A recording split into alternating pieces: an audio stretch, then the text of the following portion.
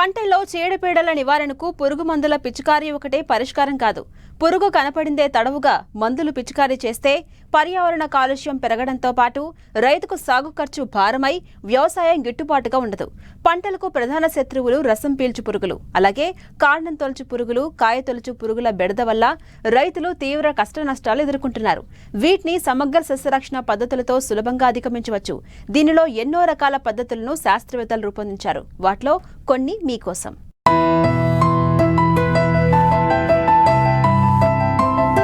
పంటల సాగులో రైతుకు ప్రధాన సమస్య చీడపీడలు.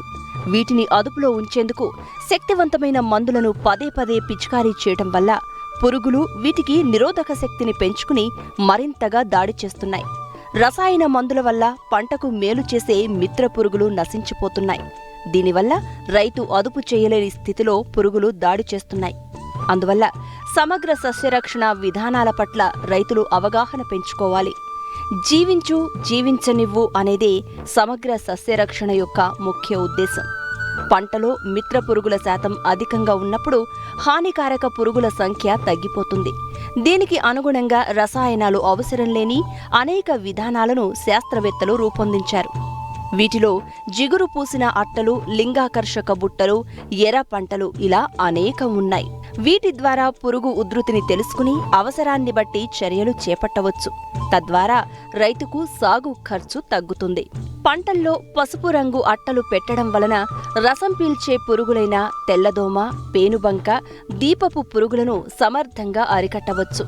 ముఖ్యంగా కూరగాయలు, వాణిజ్య పంటలైన మిరప, వివిధ రకాల పండ్ల తోటల్లో ఇది మంచి ఫలితాలు అందిస్తోంది.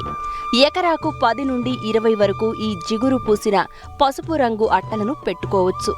నీలి రంగుకు తామర పురుగులు ఆకర్షింపబడతాయి. అందువల్ల వీటిని పంటలో ఉపయోగించడం వల్ల ఈ రసం పీల్చు పురుగు తాకిడిని తగ్గించవచ్చు. ముఖ్యంగా మిరప, ఉల్లి, అపరాలు పండ్ల తోటల్లో ఎక్కువగా ఉపయోగిస్తున్నారు. ఈ అట్టలు ప్రకాశవంతమైన పసుపు, నీలం రంగులో ఉండి వీటికి 2 వైపులా పురుగులు ఆకర్షించే జిగురు వ్రాసి ఉండటం వల్ల పురుగులు వీటికి ఆకర్షింపబడి వాలినప్పుడు అతుక్కుని తిరిగి ఎగరలేక చనిపోతాయి. తద్వారా వైరస్ తెగుళ్లు వ్యాప్తిని నిరోధించవచ్చు.